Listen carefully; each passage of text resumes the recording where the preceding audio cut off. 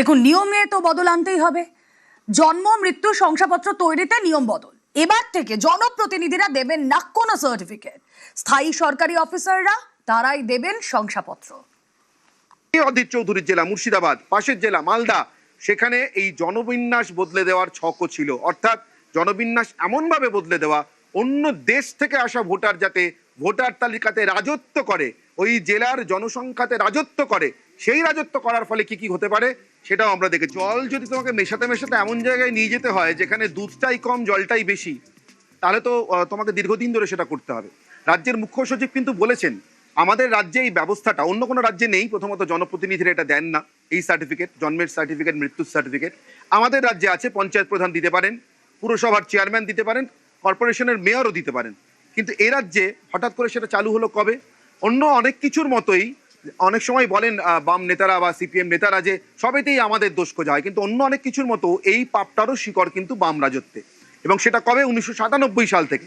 1977 সাল থেকে যারা এই রাজ্যে পঞ্চায়েত প্রথা চালু করেন তারা কিন্তু প্রথম 20 বছর এমন কোনো প্রয়োজন বোধ করেননি পঞ্চায়েত প্রধানের হাতে এই জন্ম মৃত্যুর সার্টিফিকেট দেওয়ার ক্ষমতাটা দিতে হবে। তিনি সই করবেন কার জন্ম কবে, কোন তারিখে হয়েছে, কোথায় হয়েছে, পুরসভা প্রধানের হাতে দিতে হবে।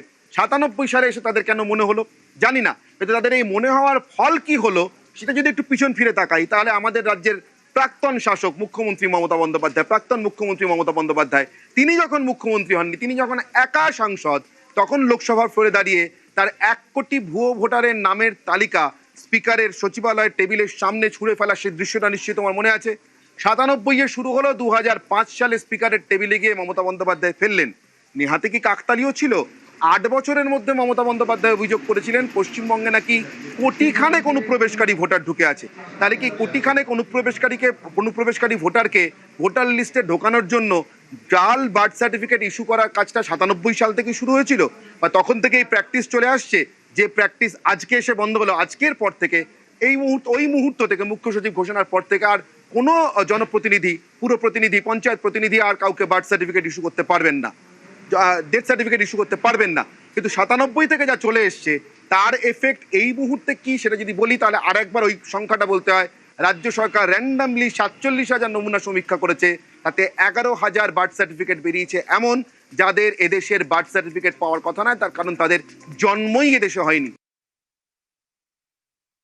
জেলা যেটা আছে আপনাকে বলছি আমি, যে উন্নতম জেলা আছে আপনার মুর্শিদাবাদ, 2,40,755। নেক্সট আছে উত্তর দিনাজপুর আছে 1,53,658। থার্ড যেটা অনার পেয়েছে ওটা আছে মালদা, ওটা আছে 1,48,877। তো আপনি দেখবেন এ abnormal হয়ে গেছে। দেখবেন SIR দেখা গেল কি ও জেলাতে ডিলিশন লিস্ট হলো, लेकिन যখন জুডিশিয়াল ইনকোয়ারি হলো 60 লাখ মধ্যে, তো আপনার প্রায় অর্ধেক ছিল মালদা, মুর্শিদাবাদ আর উত্তর দিনাজপুর। 8 লাখ, 10 লাখ, 12 লাখ, 28 লাখ প্রায় ছিল যেটা আছে এই তিনটাই জেলাতে আউট অফ 60 লাখ। SIR মধ্যে বের হয়ে গেছে, জুডিশিয়াল স্ক্রুটিনির মধ্যে আটকে গেছে।